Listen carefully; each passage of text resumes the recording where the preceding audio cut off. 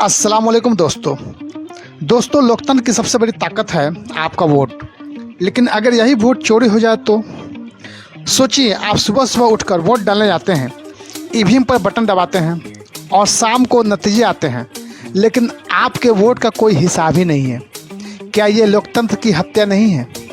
आज के इस वीडियो में मैं आपके सामने रखूँगा वोट चोरी का असली सच, राहुल गांधी के आरोप, बीजेपी और चुनाव आयोग का बचाव, सिस्टम की खामियां, जनता का दर्द और दुनिया से तुलना। और सबसे बड़ा सवाल, क्या भारत का लोकतंत्र सचमुच खतरे में है? तो चलिए शुरू करते हैं। दोस्तों, वोट चोरी कोई नया मुद्दा नहीं है। 1951 में जब भारत का पहला आम चुनाव हुआ तब भी वोटर लिस्ट में गड़बड़ियां थीं। 1975 में इलाहाबाद हाई कोर्ट ने इंदिरा गांधी को चुनावी भ्रष्टाचार के आरोप में दोषी पाया। यानी लोकतंत्र की जड़ें हिल सकती हैं, ये तब से साबित हो चुका था।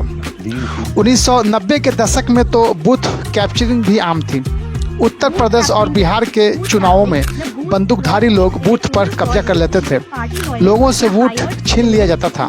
तो हाँ, वोट चोरी की कहानी पुरानी है, लेकिन अब खेल बदल चुका है।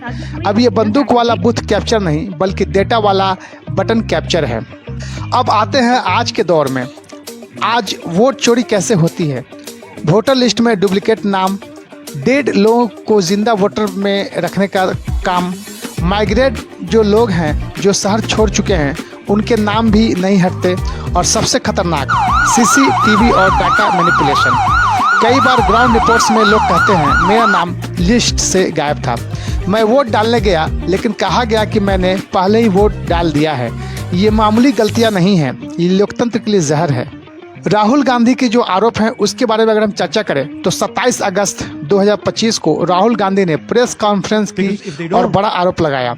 उन्होंने कहा महाराष्ट्र में 1 करोड़ संदिग्ध वोटर मिले, कर्नाटक की एक सीट पर 1 लाख फर्जी वोटर मिले, सीसीटीवी फुटेज डिलीट कर दिए गए, शिकायत करने वालों को वोटर लिस्ट तक एक्सेस नहीं दिया गया।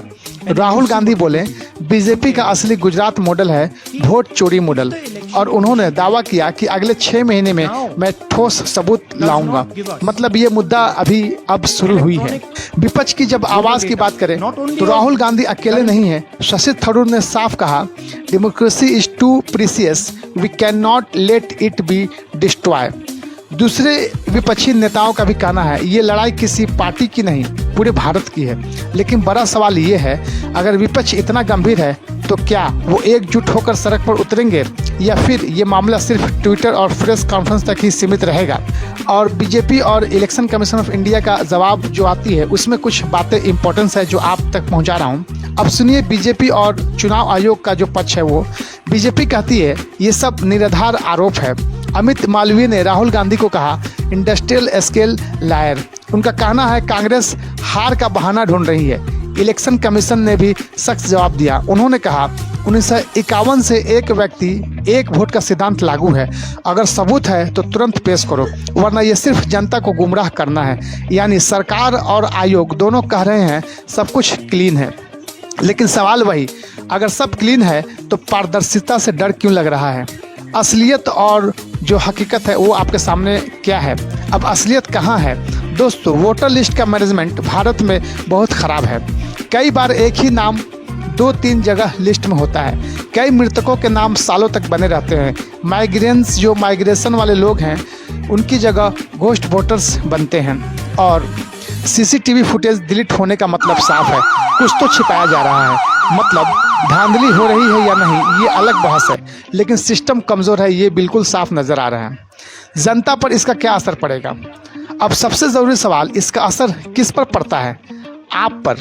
वोट आप डालते हैं, लेकिन अगर कोई फर्जी वोट आपकी गिनती बिगाड़ दे तो आपके वोट की वैल्यू ख़त्म हो जाती है।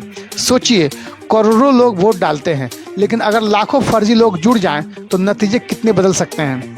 यानी वोट चोरी सिर्फ राजनीति नहीं, ये सीधा साधा जनता की आवाज़ पर चोरी है। दुनिया में भी वोट फ्रॉड के मामले हुए हैं। इंटरनेशनल लेवल की अगर तुलना करें तो अमेरिका 2020 चुनाव ट्रंप ने मेल इन बैलेट्स पर बड़ा सवाल उठाया। पाकिस्तान बूथ कैप्चरिंग आम है। बांग्लादेश और अफ्रीका धांधली की लंबी कहानियां हैं। फ़र्क ये है कि कई देशों में इंडिपेंडेंट ऑडिट और इंटरनेशनल ऑब्जर्वर्स होते हैं। भारत में ये सिस्टम बहुत सीमित है। तो सवाल है, क्या भारत को भी अपने चुनावों की इंटरनेशनल ऑडिट की तरफ बढ़ना चाहिए? और समस्या और समाधान यानी भविष्य की बात करेंगे तो समाधान क्या है? वोटर लिस्ट को 100% डिजिटल और आधार लिंक करना चाहिए। हर वोटिंग बूथ का सीसीटीवी फुटेज पब्लिक करना चाहिए। वोटिंग के बाद ऑडिट ट्रायल वीवीपैट को अनिवार्य करना चाहिए और सबसे ज़रूरी जनता को प्रोसेस में शामिल करना चाहिए ताकि भरोसा वापस बना रहे। दोस्तों, लोकतंत्र सिर्फ चुनाव नहीं है, ये हमारी पहचान है। अगर वोट चोरी सच है तो ये सिर्फ राहुल गांधी या बीजेपी का मुद्दा नहीं है, ये पूरे भारत की आत्मा पर हमला है। तो आप सोचिए, सवाल उठाइए और पारदर्शिता की मांग कीजिए, क्योंकि अगर आज हम चुप रहें तो कल हमारा वोट और हमारी आवाज़ दोनों चोरी हो जाएंगे। अब सवाल आपसे, क्या वोट चोरी वाकई हो रही है या ये सिर्फ राजनीति का शोर है? कमेंट में बताइए। तब तक के लिए जय हिंद,